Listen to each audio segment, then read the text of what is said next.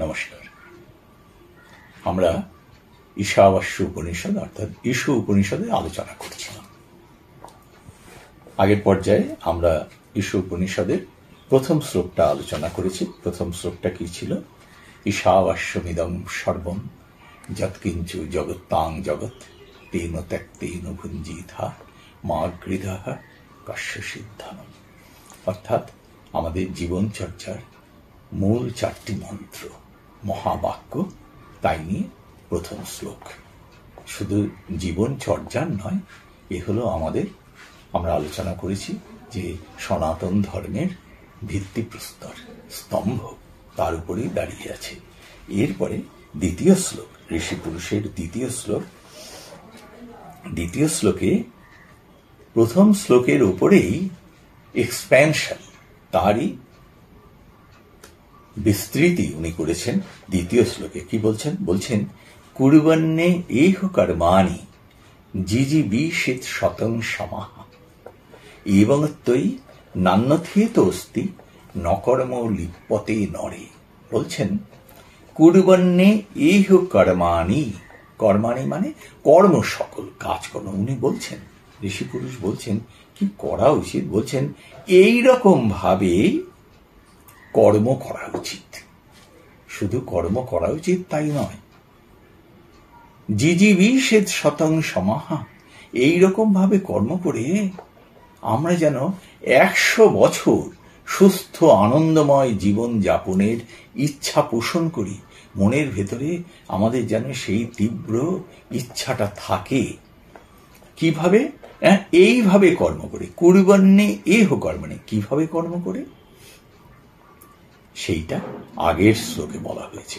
সেই যে চারটি সত্য, যে জীবনের প্রথম সত্য কি?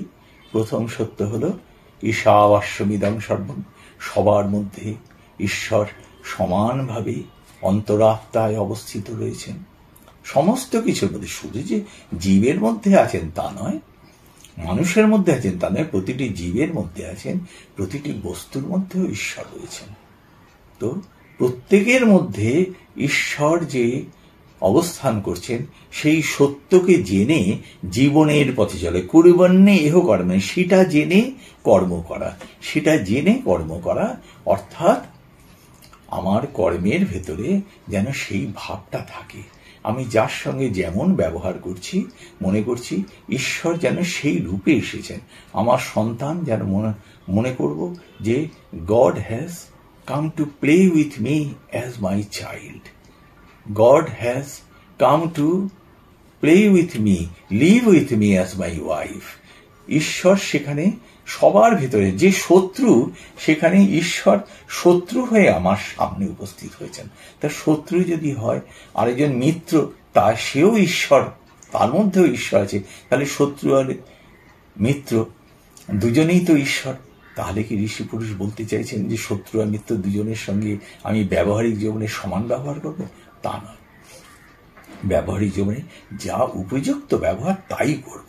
অর্থাৎ শত্রুর সঙ্গে সে যেন শত্রুতা না করতে পারে তাই করার চেষ্টা করব, বা তাকে অ্যাভয়েড করার চেষ্টা করব। সে যদি তা সত্য করে তাহলে সামাজিক নিয়ম অনুযায়ী যা যা করা উচিত তাই করব। কিন্তু মনের ভেতরে জানব যে তার ভেতরে সে আমার সঙ্গে শত্রুতা করছে বটে, কিন্তু ভেতরে তার ঈশ্বর আছে। অর্থাৎ তার প্রতি আমি যেন কখনো প্রতিহিংসা পরায়ণ না হই। কারো প্রতি ব্যবহারে আমি যেন প্রতিহিংসা পরায়ণ না হয়, অথবা অতিরিক্ত লোভী না হয়ে পড়ি কোনো ব্যাপারের প্রতি। কেননা ঈশাবাস্যমিদং সর্বম, কুর্বন্নে এহ কর্মে, এই ভাবনার ভেতর দিয়ে কর্ম করতে হবে। আর কি? দ্বিতীয় কথা আমরা যেটা আলোচনা করেছি সেটা হলো যৎকিঞ্চ জগত্তাং জগৎ, অর্থাৎ সমস্ত কিছুই অস্থায়ী। অর্থাৎ যত্নের সঙ্গে তা ব্যবহার করব, যত্নের সঙ্গে তার পরিচর্যা করব, কিন্তু তাতে যেন আসক্তির সৃষ্টি না হয়। নিরাসক্ত হয়ে, কিন্তু যথেষ্ট যত্নের সঙ্গে করব, যত্ন হয়ে গেলে তাকে যেন ছেড়ে চলে যেতে পারি। এই প্রসঙ্গে একটা সত্য ঘটনার কথা বলি। রমণ মহর্ষির জীবনে একবার রমণ মহর্ষি দুপুরবেলায় অনেক শিষ্যরা এসেছেন, তাকে খুঁজে পাওয়া যাচ্ছে না আশ্রমের মূল জায়গায়।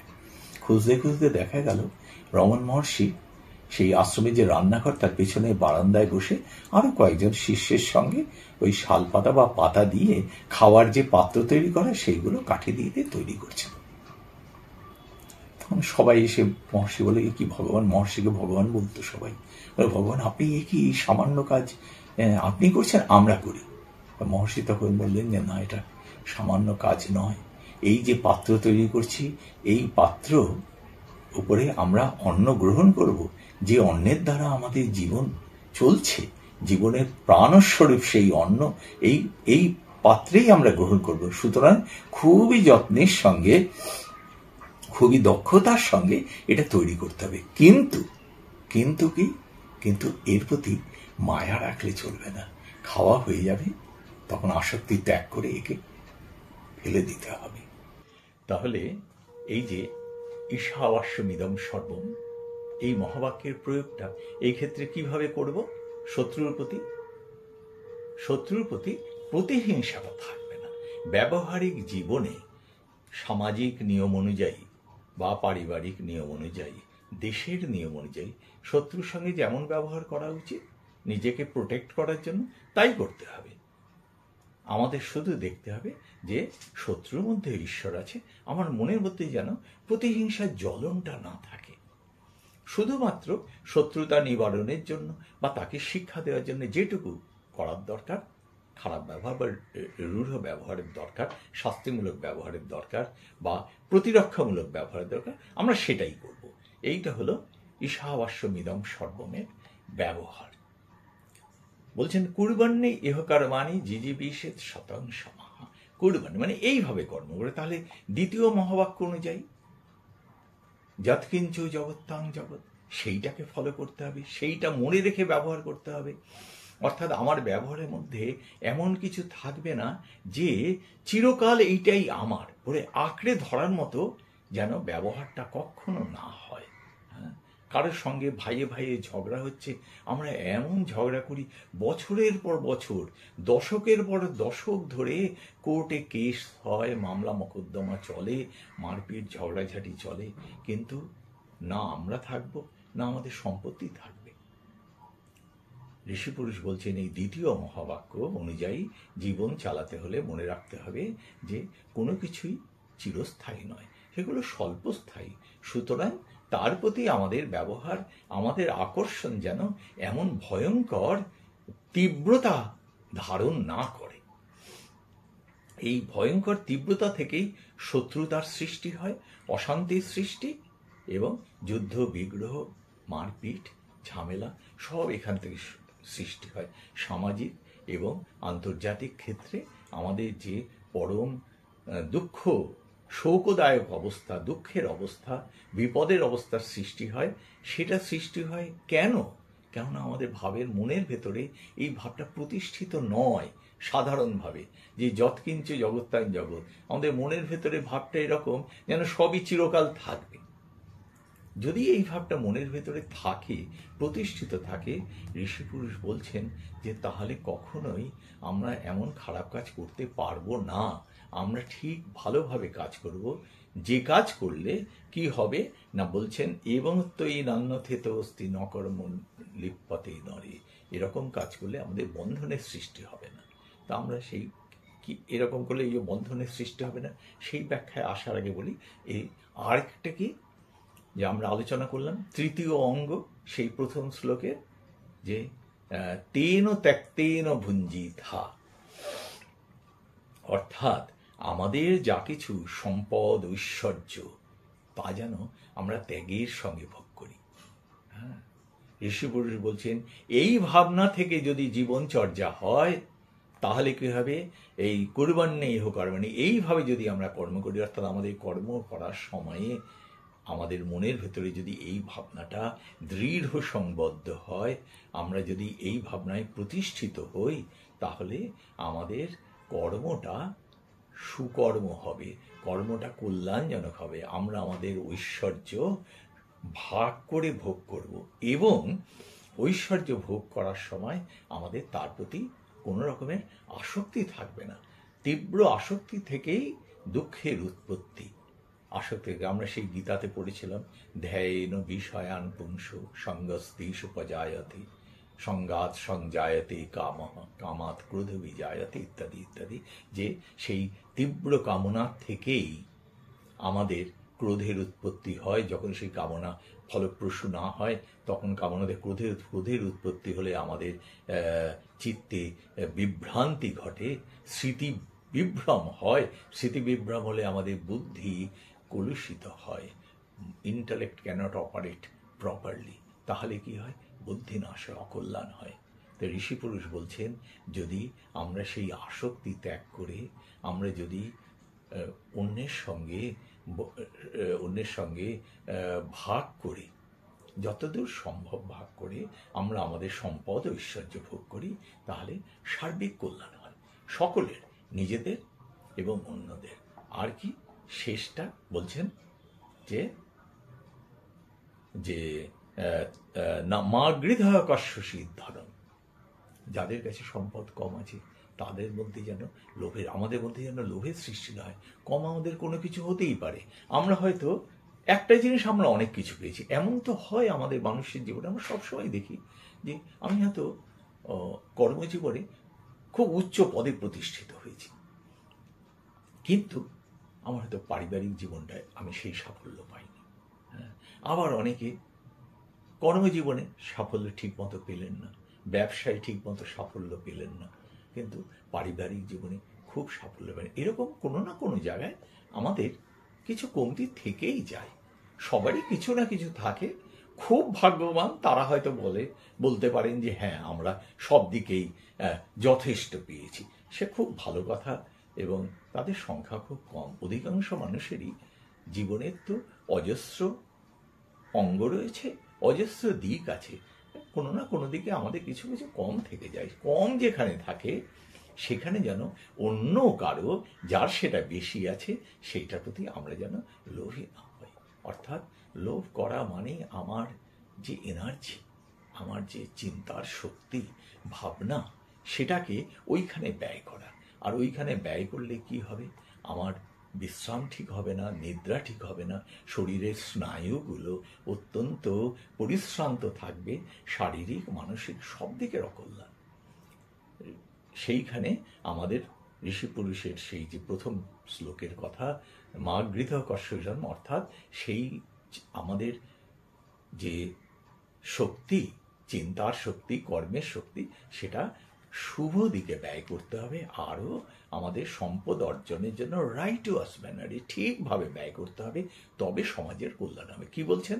যে এইভাবে কর্ম করলে, অর্থাৎ এই চারটি 4 বেসিক প্রিন্সিপলস, এই 4 বেসিক প্রিন্সিপলস অফ লাইফ একদম ফান্ডামেন্টাল প্রিন্সিপলস, মানে eternally true and universally true, সর্বযুগে সমস্ত মানুষের জন্য এই চারটি আদর্শ প্রযোজ্য। যদি এই চারটি আদর্শ মেনে আমরা যদি জীবনে কর্ম করি, তাহলে কি হবে না? বলছেন যে এবং তৈ নান্যথেতস্তি ন কর্ম লিপ্যতে নরে, মানে এইভাবে যদি কর্ম করে যায় তাহলে নরে অর্থাৎ মানুষের, তাহলে কি হবে? লিপ্যতে অর্থাৎ বন্ধন সৃষ্টি হবে না। বন্ধন সৃষ্টি হওয়া কি? এইখানে বন্ধনের ব্যাখ্যা তো ঋষি পুরুষ করেননি, উপনিষদের কথাগুলি এবং গীতারও অধিকাংশ কথাই সূত্রাকারে রয়েছে, তার ব্যাখ্যার প্রয়োজন। বন্ধন কি?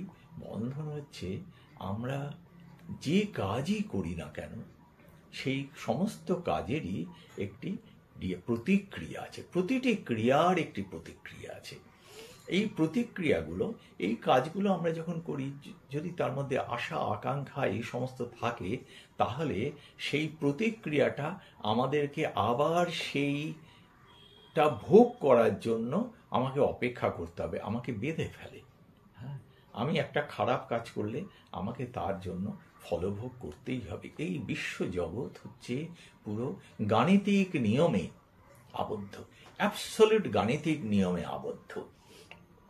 এই গাণিতিক নিয়মের ভিতরে কিছু কিছু সামান্য ব্যতিক্রম আছে। সেইটা যেমন গীতাতে আমরা কোনো কোনো জায়গায় দেখেছি। গীতাতে যেমন এক জায়গায় বলা আছে, আব্রহ্ম ভুবনাল লোকাহা পুনরাবর্তিন অর্জুন।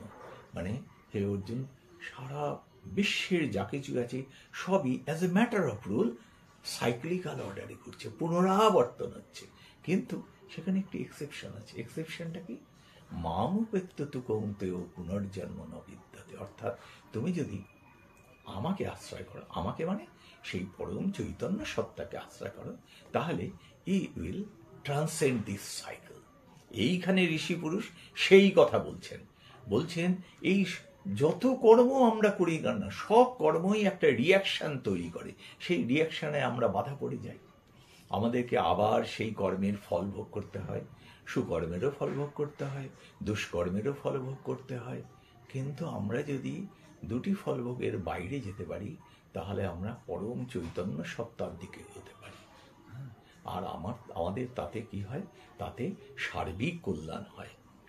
এখানে এখনো সার্বিক কল্যাণের কথা ঋষি পুরুষ বলেননি, পরের শ্লোকগুলোতে আসবে সার্বিক কল্যাণের কথা। এখানে শুধুমাত্র বন্ধনের কথা বলছেন। বলছেন সেই রিয়াকশনটা আমাদের দুঃখের কারণ যেন না ঘটে। বলছেন যদি এই চারটি ভাবনার দিয়ে আমরা যদি কাজ করি, এই চারটি বেসিক ফান্ডামেন্টাল, যেটা আমি বললাম যে ইউনিভার্সাল অ্যান্ড ইটার্নাল ট্রুথ, এই চারটি, সেটাকেই বলছেন কুরবান্নে হোকার। মানে সেই চারটির ভাবনার উপরে ভিত্তি করে আমরা যদি আমাদের জীবন চর্চা চালিয়ে যাই, আমরা যদি আমাদের চিন্তা এবং কর্ম দুটো করে, চিন্তা কেন প্রয়োজন? কারণ চিন্তা হচ্ছে আমাদের সমস্ত কর্মের উৎস। আমাদের যা কথা বলি, কথার বাক্যেরও উৎস চিন্তা, কর্মেরও উৎস চিন্তা। কাজে আমরা যদি এই ভাবনা চিন্তাতে প্রতিষ্ঠিত হয়ে থাকি, তাহলে আমরা যে কর্ম করব সেই কর্মে বন্ধন সৃষ্টি হবে না।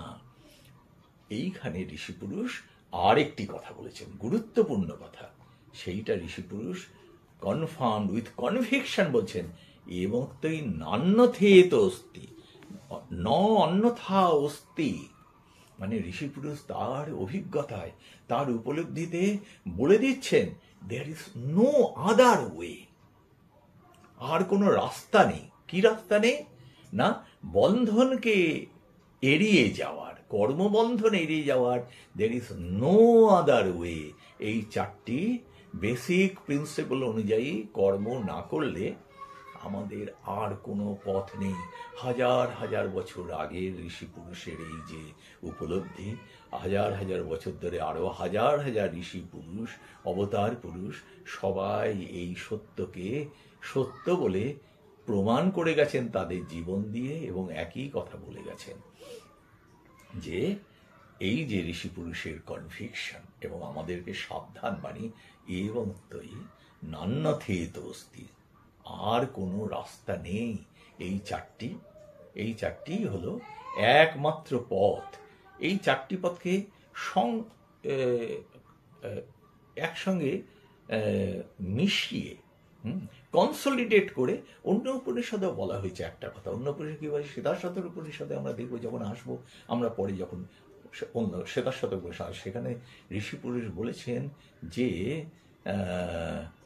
বেদাহমেতং পুরুষং মহান্তম আদিত্য বর্ণং তমসা পরস্তা। মানে আমি জেনেছি, কি জেনেছি? না এক মহান পুরুষ অর্থাৎ মহান চেতনাকে জেনেছি, যে অন্ধকারের পরে পারে, অজ্ঞানের পরে পারে, তাকে আমি জেনেছি। জেনে কি হয়েছে? জেনে বলছেন তমেব বিদিত্বাতি মৃত্যুমেতি নান্য পন্থা বিদ্যতে হয় না। অর্থাৎ তাকে জানলেই, হ্যাঁ, মৃত্যুমেতি, মৃত্যু কোথা? মৃত্যু মানে, মৃত্যু শব্দটা দিয়ে সমস্ত দুঃখ, আমাদের জাগতিক পারমার্থিক যত দুঃখ, সমস্ত দুঃখকে একটি শব্দ দিয়ে উপনিষদে বহুবার এই মৃত্যু শব্দকে ব্যবহার করা হয়েছে। মৃত্যু মানে খালি ফিজিক্যাল ডেথ, মৃত্যু মানে এখানে একটি শব্দ, হ্যাঁ, একটি শব্দ দিয়ে বহু অর্থকে ব্যাখ্যা করে আমাদের সমস্ত শোককে, সেই এছাড়া আর কোনো পথ নেই, নান্য পন্থা এছাড়া আর। সেই কথাটি এই ঈশোপনিষদের ঋষি পুরুষ বলছেন নান্যথেত অস্তি। অর্থাৎ ঋষি পুরুষ বলছেন আমাদের জীবনের পথে, কল্যাণের পথে যদি চলতে হয়, উনি এখানে সেই পরম চৈতন্য সত্তাকে পাওয়ার কথা এখনো বলেননি, এখনো শুধু বলছেন জীবনের কথা। কি করে আমরা শ্রেষ্ঠ জীবনে চলব, কল্যাণময় আনন্দময় সুস্থ জীবনের পথে চলব। বলছেন এইভাবে কর্ম করলে আমরা কোনো বন্ধন সৃষ্টি করব না, অর্থাৎ adverse reaction will not be created by our actions, আর there is no other way, আর কোনো রাস্তা নেই। অতএব এই পথেই আমাদের চলতে হবে। আজ এই পর্যন্ত, পরের দিন আমরা তৃতীয় শ্লোক থেকে শুরু করব।